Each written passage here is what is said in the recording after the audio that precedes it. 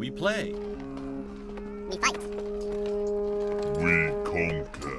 Welcome back to the Freak Show. I am your host, Bumpy McSquigums. We're diving back on into Gloomhaven. On this day, we're going right back on into the tutorials. There's a whole bunch of them. I would like to get through them so I can hopefully showcase everything the game has to offer as far as how to play the game, so you guys can dive right in when you finally get your hands on the game. If you don't already have your hands on the game, if you do, you're diving into the tutorial right alongside me, by all means, join in on the fun, and then we're going to get into the campaign. It's going to be a lot of fun. I can't wait, but I'm also very eager to see what's in store, what other cool mechanics they have in this game. There's a lot of them so far, and I'm here for it. All right. Don't get close. It's all about knowing where you stand and finding the best spot in the dungeon. All right, that's fine. This seems like a very terrifying potential game. Like, I could see me really messing stuff up badly. To be a successful guildmaster, you need to pay close attention to enemy actions and try to plan your moves around them. Especially considering that you have a limited amount of so many things, a limited amount of cards, and then as you rest and do all this stuff, you have to burn through the cards. It's like the longer you're in a dungeon, the more dangerous it becomes. Like, I so far from what I see with the tutorials, I have no idea how this game is going to play out, because again, they're giving us bite-sized pieces of all this. I imagine it's going to be a much more full experience when you actually dive in to go do something. So I'm eager for it, but I'm a little terrified that I'm just going to be real bad at this. Just one simple objective for you this time. Don't get attacked. You'll have to start over if an enemy manages to land a hit. Oh, well, this seems horrible. You'll need to escape this room by opening the door in front of the brute. But remember that enemies in the next room will also get to act this round. Sweet. My advice? Act quickly, looking carefully at what actions the enemies are going to take. I've set it up so that you should be able to find a safe place to stand, out of reach from all enemies. Let's see if you can survive. Oh, cool. Yeah. Yeah. Well, we won't know until we make our choice. So, Provoking Roar seems like it's just a you have to do it thing. Maybe I'm wrong. But I'm so afraid of enemies moving before us that I don't know. Now, is this an enemy on the other side? This is a different room, I guess is what it's considered. Interesting. Because these are all like green tiles, and this is clearly a different color. Alright, I'm going to go with Provoking Roar. Maybe it's a mistake. It gives us the advantage. We can move 4 versus moving 3. Grab and go. Alright, so the archer's got a 1 move and an attack with a range of 3. So 1, and then 1, 2, 3. 1, 1, 2, 3. Seems like I have to move beyond this spot. He's got a move of 2. 1, 2. So it can't be here, can't be here. I can't be here, here, or here. Maybe there. But we also, like they said, we have this other room over here. I'm assuming this is considered another room. I don't know. We don't see them popping up. It wants us to go through the door.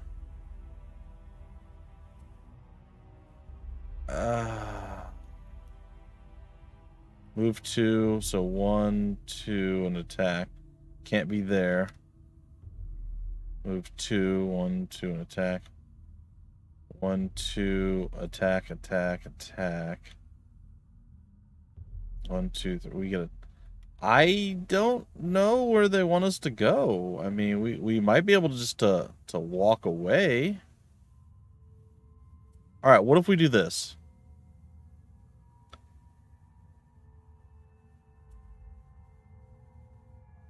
Oh, I don't know. All right, I'm going to try this. We're going to confirm movement. All right, it puts us in another room, right? So there's a guy on the other side of the wall here. He's got to move 2. So 1, 2, attack. 1, 2, attack. I think if I stand right here, I'm okay. There's no way I can get past him. And there's no way I could defeat him. If I move up to either one of these spots, he can definitely close with me. I think we stay here. Let's double check our options here just to see. Can move 2, 1 and 2. I'm out of range. Move 1. You can shoot 3. 1, 2, 3. I'm out of range. You can move 2, 1, 2. Out of range. I think this is the spot. I hope it's the spot.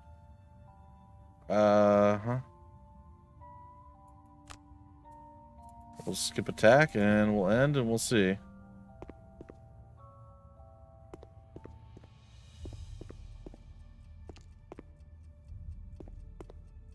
Excellent. You eluded the enemies in both rooms. Yeah. Opening a door will always add more enemies to deal with, so make sure you're prepared for that when opening doors in future scenarios. Okay, so there's always going to be more enemies on the other side of a door. All right, something to keep in mind. One more round of bandit dodging to complete the mission. Yeah, you say this like it's a thing I'll be able to do. You'll find it tricky to locate a safe space this time. Oh?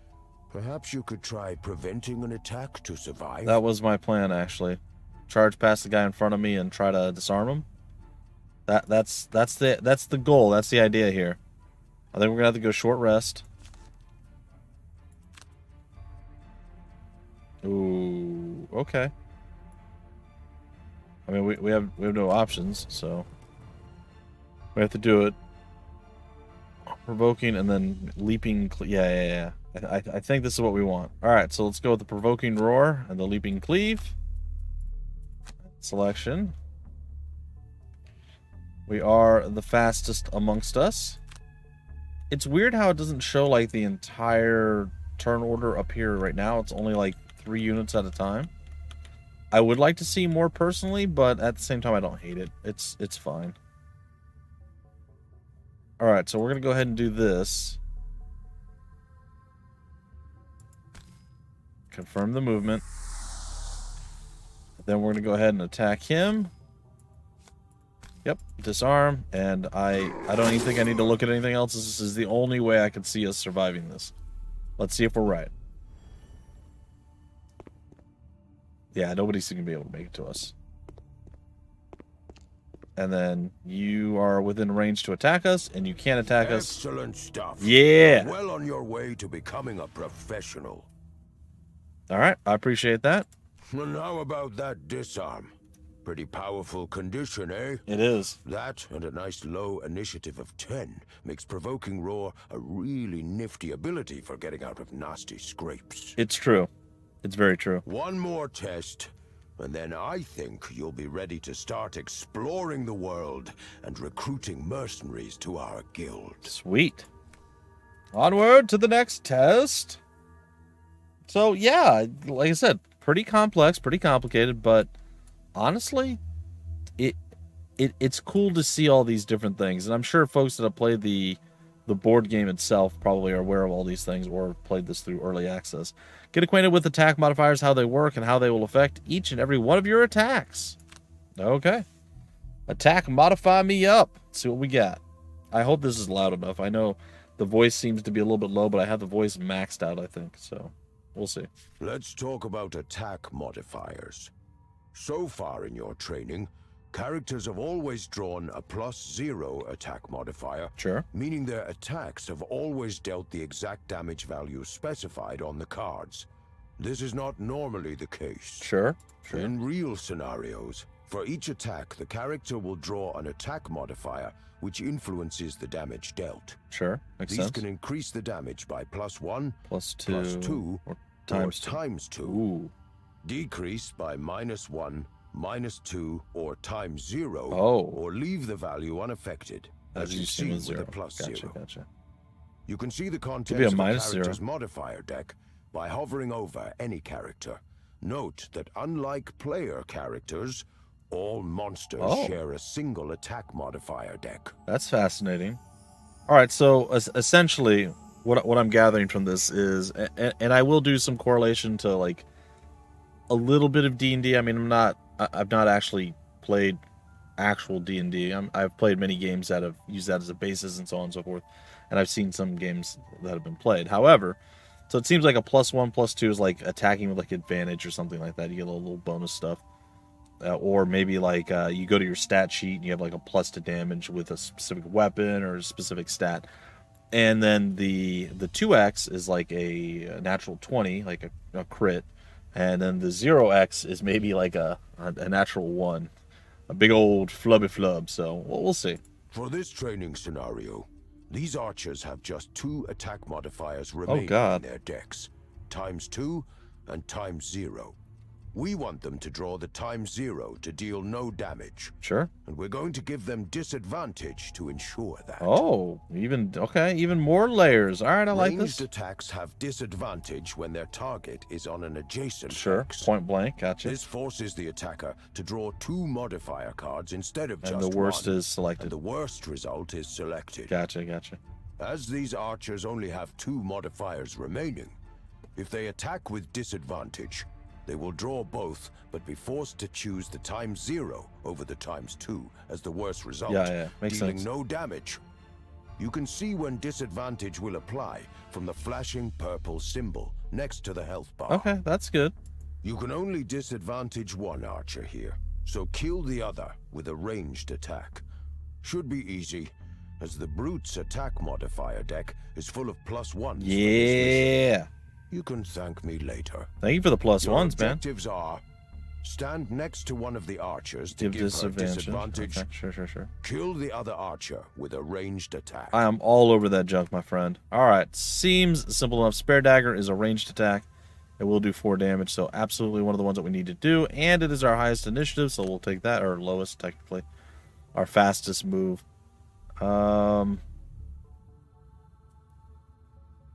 Yes. We'll go with grab and go. Sure. Why not? End selection. All right. So we are moving first. So I am going to go ahead and actually move right over here. Confirming that movement. And then we're going to go over here to our ranged attack. And, alright, now they said, okay, a few things. They said that we can see, okay, there it is. If we hover over any character, we can see their attack modifier deck. So they only have the null and the crit. The null and the crit.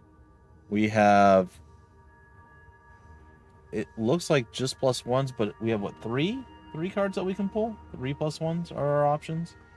They can only pull 1 each. Okay. I get that. It would be, I don't know if I maybe would make this a little bit bigger.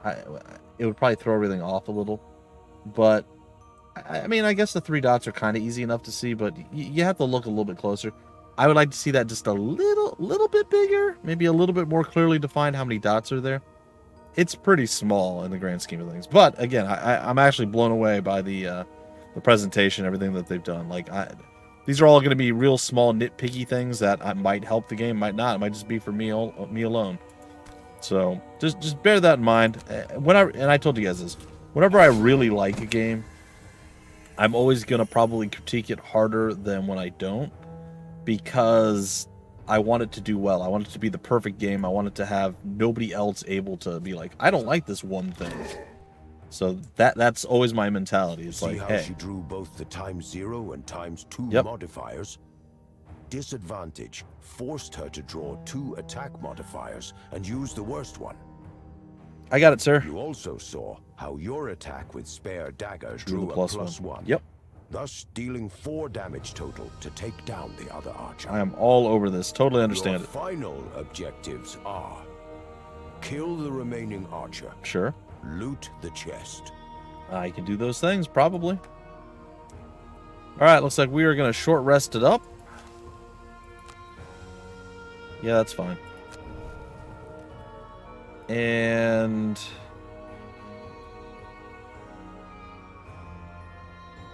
I think I'm going to do it this way. We'll find out if this is the right call. So what I think I'm going to do, because I don't know, they do say kill the archer and loot the chest this round. Now, I'm going to actually, and this might be stupid, I'm actually going to go and loot the chest, or stand on the chest to loot it, and attack from a distance. Might be a mistake. I might regret it, but it shouldn't. It should still do 4 damage. We have the +1. It should be a guarantee. So I'm going to move first, and maybe, again, maybe this is going to be a mistake, but we'll see. We go there, and we're going to hit you with some damage. +1. And we're going to end our turn. We have the treasure loot, and it's got a heater shield up in it. When damaged by an attack, gain shield 1, I guess, for the attack. Interesting.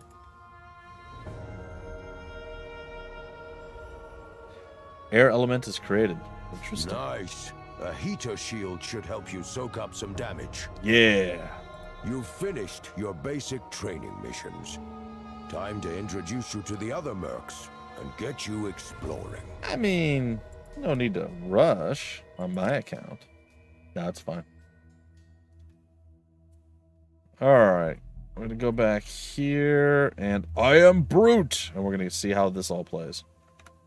But before we do that, alright, I've adjusted the volume. Hopefully it's a little bit better. There were a few sliders I could move a little bit more. So we get maybe another 20% out of it. Let's see. The Brute is in a struggle against the living bones. Use everything you've got to make sure they stay dead for good. The living bones, huh? Well, I'm here for it. Let's see what the living bones have to offer.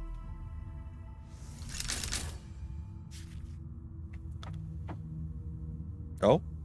Let's begin looking more closely at what each individual character can do. In this scenario, Brute has 2 level 1 living bone elites to deal with, which means that their stats will be greater than their level 0 counterparts. Okay. Monster stats are combined with a base ability card drawn from the monster class's turn, resulting in the cards you see when the monster's cards for the round are revealed. So expect them to move a bit further and attack a bit harder, especially as they are elites. Note how they both have an inane shield +1 effect, or shield 1 effect, indicated by the shield icon. Each point of shield prevents 1 damage from incoming attacks. Very basic. Yep, I got it. However, an amount of shield can be ignored if targeted with an attack with Pierce.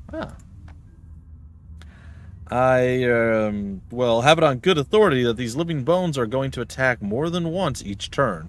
They are low on cards and won't be able to afford to burn any cards, so surviving here will require some shielding of your own. By the way, while these enemy shields are an innate persistent effect, normally active bonuses granting such abilities as a shield are accompanied by a round or persistent duration icon. Okay. Your objectives are kill a living bones using an attack with Pierce, apply some shield of your own, use your minor healing potion. That should help you survive this round. Okay, well clearly we want to take down this guy, I think. Shield bash. We're going to need no matter what, because we're going to want to shield ourselves up. Spare dagger does not have Pierce, so this does. So trample. Trample's with the other one. Okay, and hopefully, yeah, we definitely move first. Living Bones Elite, move 4, attack 2, target 1 enemy with all attacks. Ooh, spooky times. All right. So it's the Brute's turn. I'm going to go ahead and use my minor healing potion. Confirm that action. Whoa! Alright, sweet. Then we are going to take a big old attack. Let's go see what we're working with here. Oh, we got +0s across the board. We're going to use the trample attack onto you, my friend. Confirming that target. Dead! And then we're going to shield ourselves up because, you know, we don't want to die. If we can help it. Now he not going to be super happy. See, he's going to come and hit us with a move and a +2 attack. All right, that's fine. Let's see what you got. Ooh, +1. Ow. Okay, we're still alive. Does he have extra arms? I feel like he's got extra arms. Or like an extra arm. He definitely has more than one arm. Yep, he's got 2 arms coming out. Okay, he's a 3-armed skeleton. Alright, choose to take damage, burn card, or discard 2. I guess we'll just take the damage. And you know what? We'll also use the shield for this. We'll only receive 1 damage. Alright. And I suppose we'll receive that damage as well. Is he done? Because I'm getting worried. Nice, that was quite the onslaught. Nonetheless, your shield prevented enough damage to keep the brute alive. Whew. Final objective, kill the remaining living bones. Good luck, he's a tanky one. A tip for you, perhaps you could use the old push onto a trap combo. Note that shield only prevents damage from attacks, but it doesn't do anything against direct damage such as from traps. Okay, that's good to know. I guess we're going to short rest it up. Yep, perform the short rest.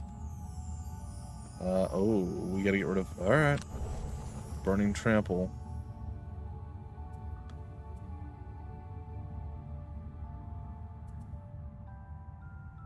The next 6 sources of damage from attacks targeting you gain shield 1.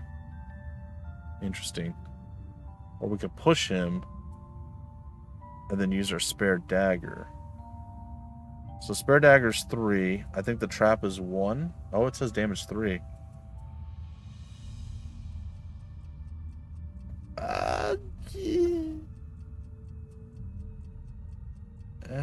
I don't know.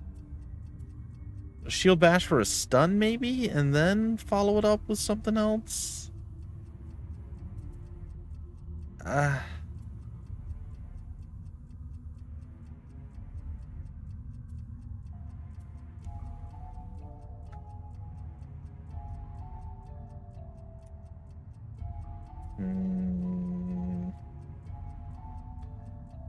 All right.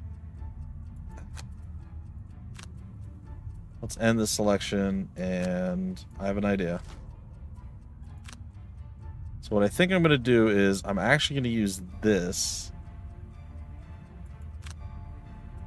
Oh, but if I do that, oh. Really?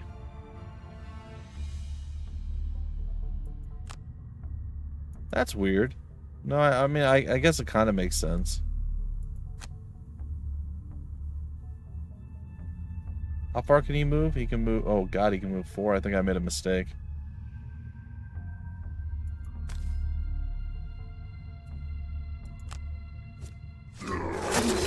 Oh, I still got 2 damage. Okay. And then, can I actually push him that far away? All the way to there? That'll be through 2 traps, right? Oh, perfect. Okay. See, I didn't know I could push him 2 spots, but it says 2. I should have figured that out. I was all stressing out like crazy, like, oh my God, what am I gonna do?